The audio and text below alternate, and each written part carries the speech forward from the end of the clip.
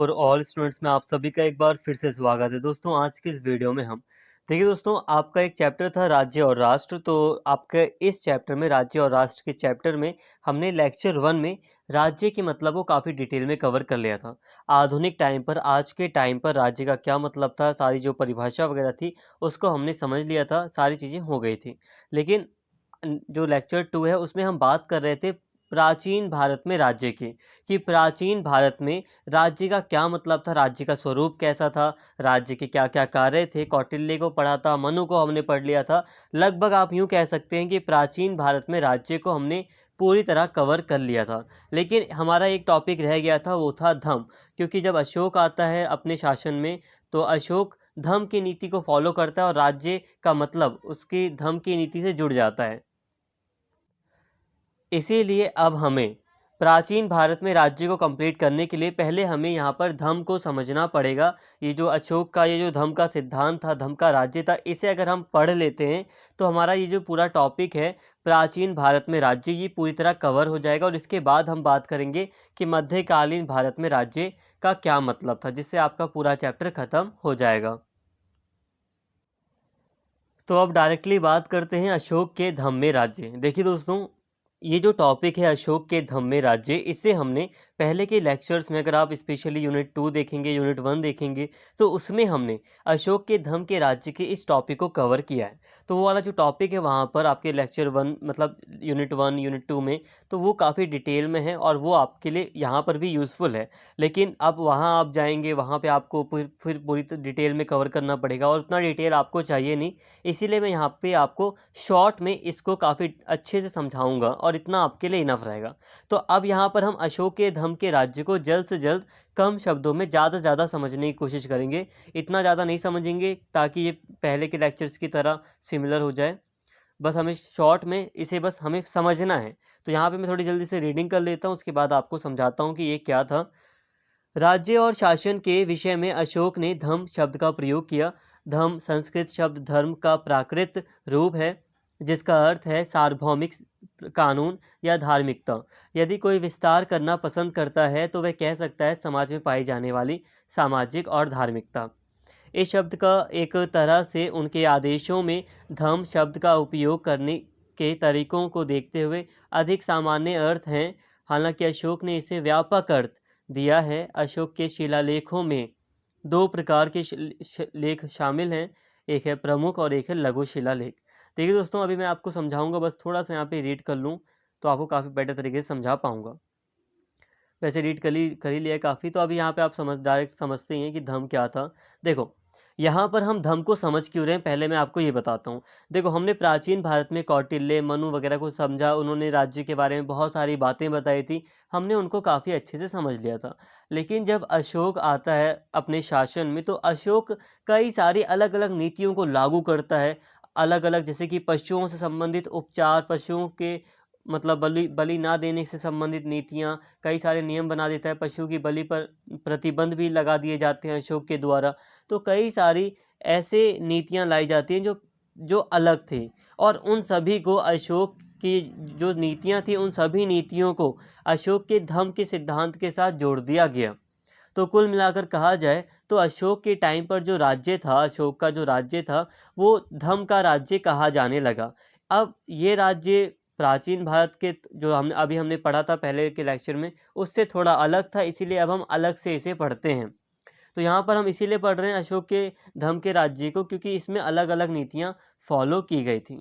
अब अगर बात की जाए कि ये धम्म था क्या, तो ये जो धम्म है ना, ये धर्म से ही बना था। ये जो शब्द है धर्म, संस्कृत भाषा का ये शब्द है, इसका प्राकृत रूप मतलब स्थानीय भाषा में जो नॉर्मल जो भाषा थी उसमें इसे धम्म कहा गया। धम्म, ठीक है, धम्म कहा गया।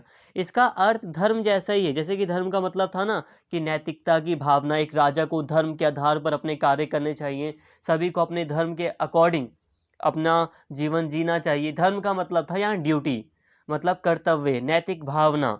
तो धर्म का मतलब भी यही था। धर्म का मतलब भी था सार्वभौमिक कानून, जितने भी जो भी कानून है सबके लिए जो कानून है, जो धार्मिकता है, नैतिक भावना वगैरह, यही था इसका मतलब। कोई विस्तार करना पसंद करे जैसे कि, तो आप बड़े लेवल पर कह सकते हो कि धर्म के द्वारा सामाजिक व्यवस्था, धार्मिक व्यवस्था स्थापित की गई थी। कुल मिलाकर आप नैतिक भावना या कर्तव्यों को समझ सकते हो धर्म के रूप में। देखिए दोस्तों, ये जो अशोक की जो नीतियाँ थीं, जो धर्म से संबंधित नीतियाँ थी, उसमें क्या-क्या बातें थीं।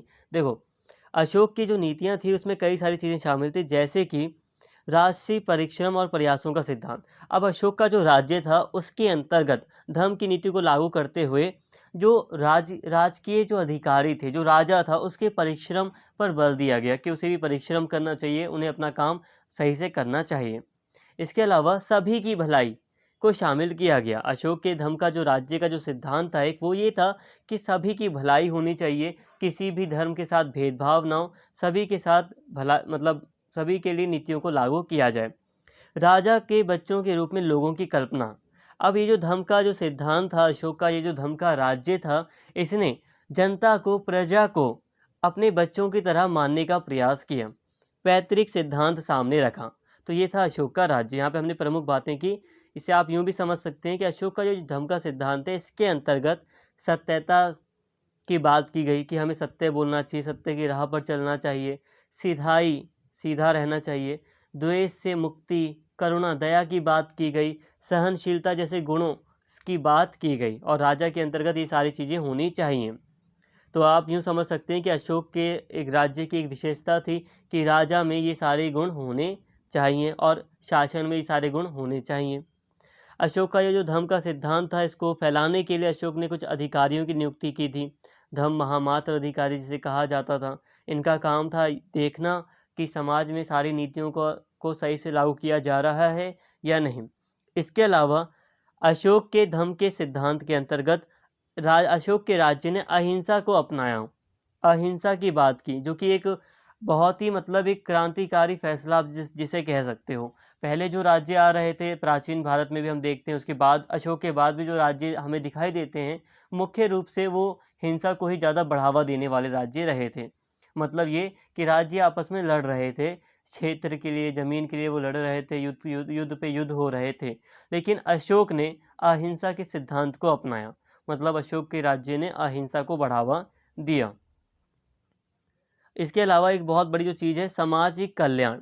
सामाजिक कल्याण का मतलब होता है दोस्तों, जैसे कि आज हम मानते हैं कि जो सरकार है उसे जनता की भलाई के लिए कार्य करने चाहिए, जैसे कि एजुकेशन हो गया, हेल्थ सेक्टर हो गया और जो परिवहन जैसे कि रेलवे वगैरह हो गए। तो ये सारी कॉमन चीज़ें हैं जो सरकार अपने हाथ में रखती है ताकि वो जनता का भला कर सके कम से कम खर्च पर। क्योंकि अगर हम प्राइवेट रेलवे को फॉलो करेंगे तो उसमें ज़्यादा खर्चा आएगा। इसके अलावा अगर हम प्राइवेट हॉस्पिटल लेंगे तो उसमें ज़्यादा खर्चा आएगा, इसलिए सरकार हॉस्पिटल्स खोलती है, स्कूल्स खोलती है। तो ये सामाजिक कल्याण से संबंधित कार्य होते हैं। तो अशोक के राज्य ने सामाजिक कल्याण को भी अपनाया और अंधविश्वासों पर बेकार खर्च करने पर उसने रोक लगाने का प्रयास किया। तो देखिए दोस्तों, मैंने यहाँ पे कुछ ज़्यादा रीड इसलिए नहीं किया क्योंकि रीड करके टाइम वेस्ट करने का कोई फ़ायदा नहीं है। इसे ऑलरेडी आपने एक लेक्चर में कवर किया है, यूनिट 1 या यूनिट 2 में, अब मुझे एग्जैक्ट याद नहीं है, बट आप देखेंगे आपको मिल जाएगा। लेकिन आपको वहाँ जाने की भी ज़रूरत नहीं है, यहाँ पे आपको हल्का-हल्का समझना है। अब हमने राज्य के प्राचीन जो राज्य था उसको हमने ऑलरेडी काफ़ी डिटेल में कवर कर लिया है, बस यहाँ पे हमें हल्का-सा समझना था कि अशोक का धर्म का राज्य कैसा था। तो नॉर्मली आपको याद हो गया कि अशोक के धर्म के राज्य में अशोक ने अहिंसा को बढ़ावा दिया, पैतृक सिद्धांत लाया गया कि जो प्रजा है वो राजा की संतान के समान है, राजसी परिश्रम पर बल दिया गया, सभी की भलाई पर बल दिया गया अशोक के धर्म के राज्य में। इतना ही था और इतना आपको समझ में आ गया। अब हम बात करने जा रहे हैं मध्यकालीन भारत में राज्य की। देखिए दोस्तों, हमने जब प्राचीन भारत को देखा था तो हमने देखा कि प्राचीन भारत में राज्य और राजा के बीच अंतर नहीं था। राजा ने जो कार्य किए वही राज्य के कार्य मान लिए गए। राजा अच्छा तो वो राज्य अच्छा। मान लीजिए कि भारत का कोई प्राइम मिनिस्टर आता है, वो बहुत बेकार हुआ, वैसे होना नहीं चाहिए ना, अभी तक ऐसा कोई रहा भी नहीं है कि बेकार हो कोई। मान लो कि कोई प्राइम मिनिस्टर है जो बहुत बेकार है, भारत का कोई प्राइम मिनिस्टर है, मान लो बहुत बेकार है, तो क्या भारत एक बेकार राष्ट्र कहलाएगा? खुद सोचिए, भारत को बेकार माना जाएगा?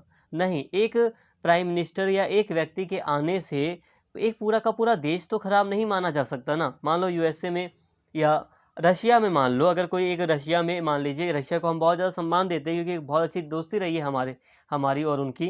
और अगर मान लीजिए कि रशिया में कुछ सालों के लिए एक व्यक्ति मान लीजिए जो सबसे प्रभुत्वशाली व्यक्ति है, कोई राष्ट्रपति मान लो, अगर वहाँ पे आ जाता है, कोई सबसे ज़्यादा शक्तिशाली राष्ट्रपति है वहाँ पर, और जो कि भारत के लिए अच्छा नहीं है कोई राष्ट्रपति, तो क्या हम पूरे के पूरे रशिया को बेकार मानेंगे?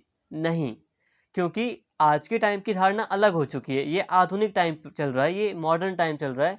यहाँ पे हम राज्य के मतलब को अलग तरीके से देखते हैं।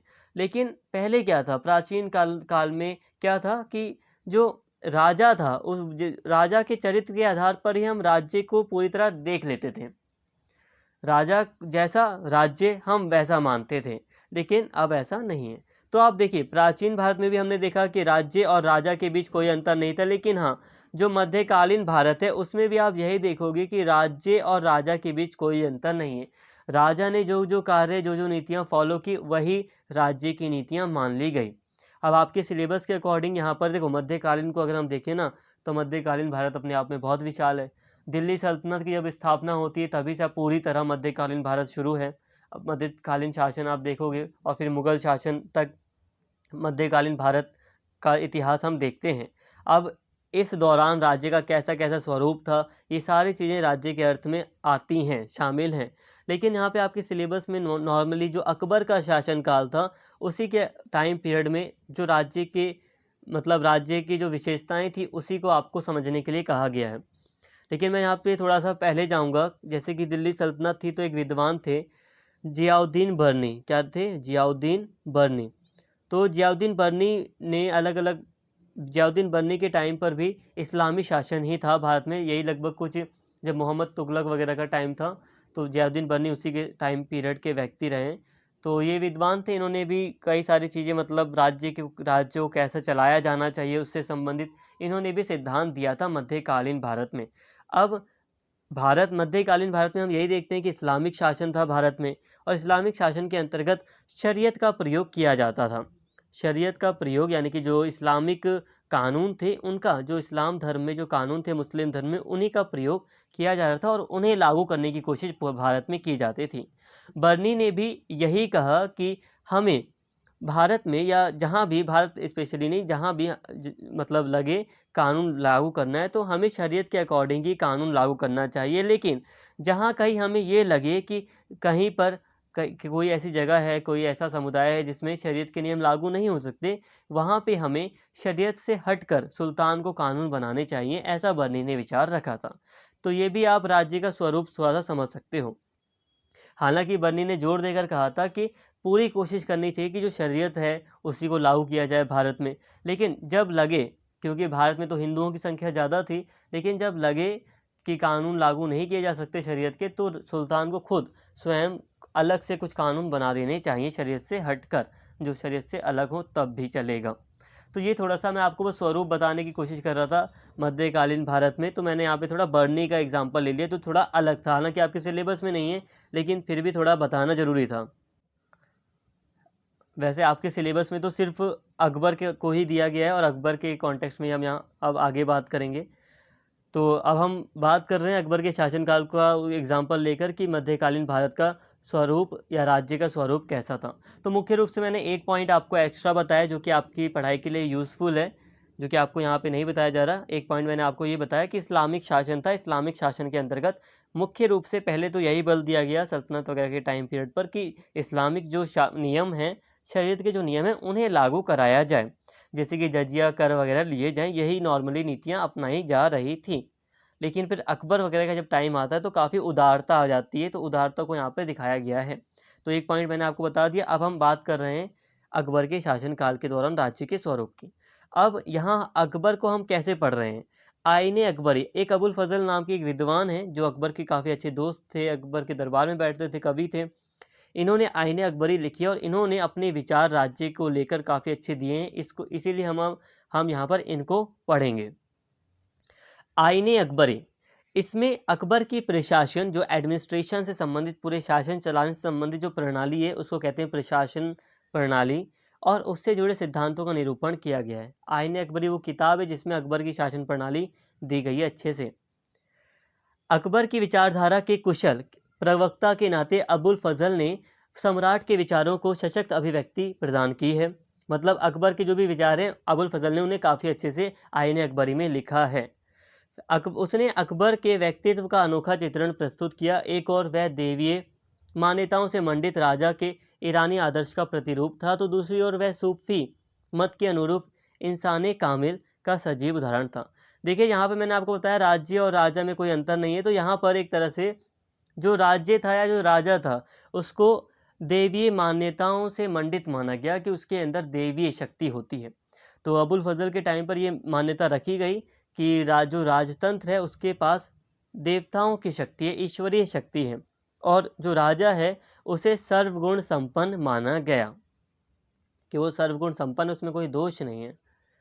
स्वयं अबुल फजल राजतंत्र को अल्लाह का नूर, ईश्वरीय ज्योति मानता था। उसका विश्वास था कि अन्य सब तरह की सत्ता की तुलना में राजतंत्र की सत्ता सबसे पावन है। यही कारण है कि लोग उसका सामना होने पर स्वाभाविक रूप से नतमस्तक होते हैं। इस तरह अबुल फजल ने अकबर को चरित्र का दिव्य चरित्र का रूप दे दिया, जो सम्राट और उसके साम्राज्य का अंत हो जाने के बाद भी इतिहास के पन्नों पर जीवंत रहा।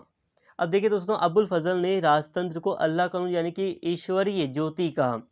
ईश्वरीय ज्योति कहने का मतलब यहाँ पर है कि जो सत्ता है, जो राजतंत्र की जो पावर है, जो अथॉरिटी है, वो सबसे ऊपर है।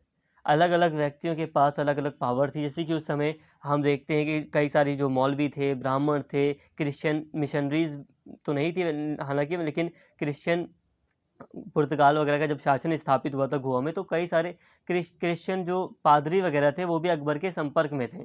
तो यहाँ पे एक तरह से यहाँ पे बल दिया जा रहा था कि किसी भी धर्म की कोई भी अथॉरिटी से भी ऊपर यहाँ पे जो भी मतलब जो व्यक्ति, जैसे कि मान लो ब्राह्मण हो गए, मौलवी हो गए, वो बात करते हैं कि हम सर्वोच्च हैं, तो यहाँ पर उनका खंडन करते हुए स्पेशली कहा गया कि जो राजतंत्र की जो सत्ता है वही सबसे ऊपर है, जो राजा है वही सबसे ऊपर है। एक बार मैंने आपको बताया था ना कि पुरोहित और राजा के बीच में यूरोप में कॉन्फ्लिक्ट हुआ। हालांकि भारत में ऐसा कोई कॉन्फ्लिक्ट नहीं हुआ पुरोहित और राजा के बीच, लेकिन फिर भी यहाँ पर राजतंत्र को सर्वोच्च सत्ता, सबसे ऊंची सत्ता या अथॉरिटी बताया गया। ठीक है, और इसीलिए यहाँ पे कहा गया कि जब भी राजा आता है या राजा के दरबार में कोई व्यक्ति पहुँचता है तो वो अपना सर नीचा कर लेता है, नतमस्तक हो जाता है, पूरी तरह झुक जाता है। जहाँ अबुल फजल के पूर्ववर्ती मुस्लिम विचारक भारत में इस्लामी शासन को साधारणतः मुस्लिम समुदाय के वर्चस्व के साधन के रूप में मानते थे, वहाँ अबुल फजल ने इस शासन के अंतर्गत हिंदू और मुस्लिम समुदायों के शांतिपूर्ण सहअस्तित्व, पीसफुल कोएक्सिस्टेंस का समर्थन किया। यही विचार अकबर की सुलह-ए-कुल की नीति का मूल मंत्र है। इस नीति को अपनाकर अकबर ने विविध सांस्कृतिक समूहों के संयोग से स्थिर प्रशासनिक एवं सैनिक ढांचे का निर्माण किया। वस्तुतः सुलह-ए-कुल का सिद्धांत आज के भारत में भी राष्ट्रीय एकता का आधार वाक्य माना जाता है। देखिए दोस्तों, अबुल फजल से जो पहले के पूर्ववर्ती मुस्लिम विचारक थे, जैसे कि जियाउद्दीन बर्नी का एग्जाम्पल लिया मैंने, या दूसरे जो विचारक रहे थे, उन्होंने मुस्लिम शासन को मुस्लिम समुदाय के वर्चस्व के रूप में माना था कि यहाँ पे उनका ज़्यादा अधिकार हो, उनकी मतलब वर्चस्व स्थापित हो गया है, तो ऐसे देखा था। लेकिन अबुल फजल ने यहाँ पर बराबरी की बात की, शांतिपूर्ण सहअस्तित्व की बात की कि सभी लोग मिलकर रहें, शांतिपूर्ण रहें, और इसीलिए उसने शांतिपूर्ण जो नीति थी उसको बढ़ावा दिया, और अकबर इस नीति से प्रभावित हुआ और अकबर ने सुलह-ए-कुल जिसे नॉर्मली कहा गया, उस नीति को फॉलो किया। सुलह-ए-कुल की नीति का मतलब यही था कि सभी समुदायों को, सभी अलग-अलग जो क्षेत्र के लोग थे उनको एक साथ लाकर अकबर ने उनका सहयोग प्राप्त किया, जिससे एक मजबूत प्रशासनिक और सैनिक ढांचा अकबर ने खड़ा किया, जिससे कि मुगल जो साम्राज्य था वो और भी ज़्यादा मजबूत हुआ। और ये जो वाक्य था, ये जो सुलह-ए-कुल की नीति थी, मेडाइवल टाइम में जो राज्य की, वो उसने राष्ट्रीय एकता को बढ़ावा दिया।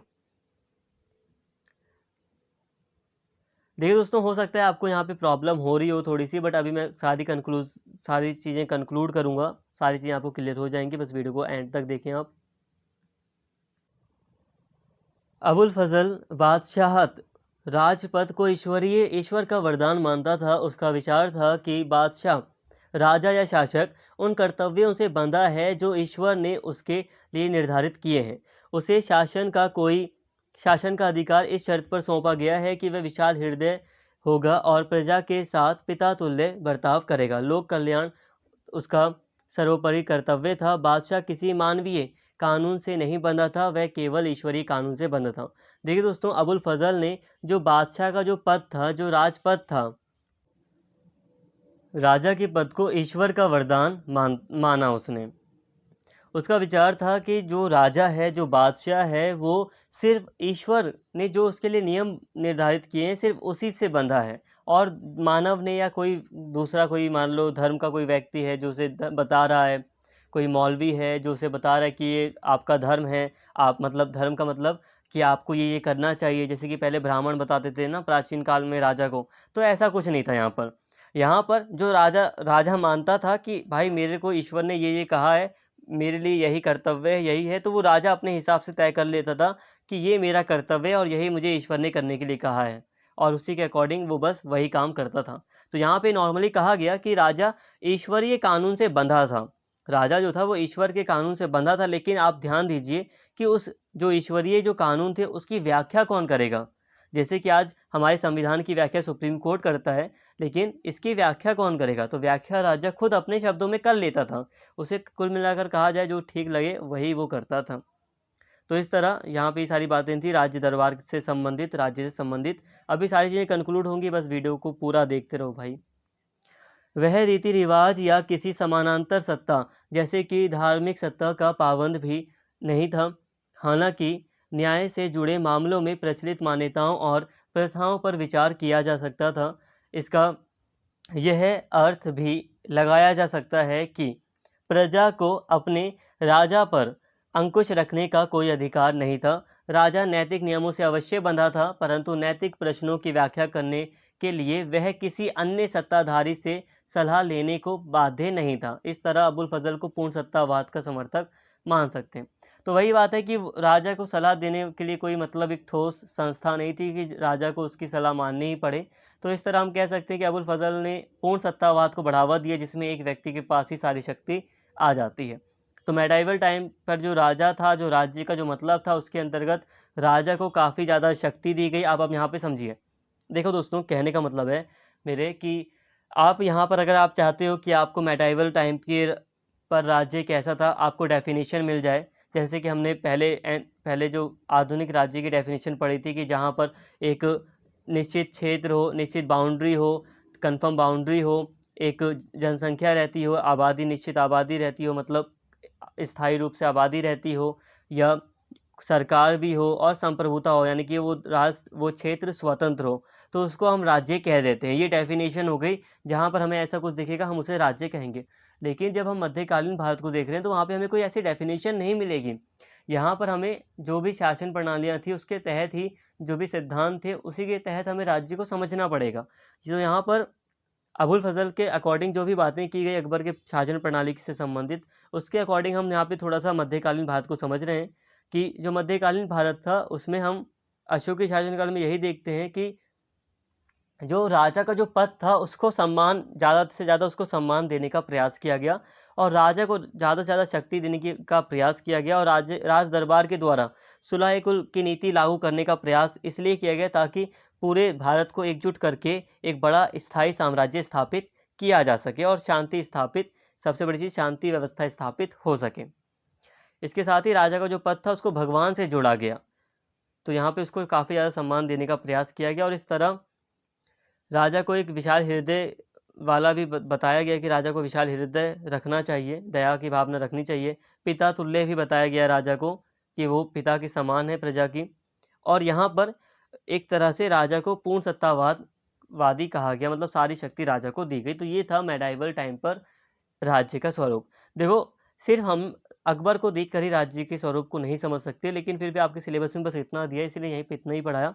बाकी मैंने थोड़ा आइडिया दे ही दिया है आपको। नॉर्मली आप जब हिस्ट्री पढ़ेंगे तो आपको नॉर्मली सारी चीज़ें पता ही रहेंगी कि जो मेडाइवल टाइम था, जब सल्तनत कालीन भारत स्थापित हुआ था, मतलब जब सल्तनत स्थापित हुई थी, दिल्ली सल्तनत वगैरह, तो उस समय आप देख सकते हो भारत में कैसा शासन था।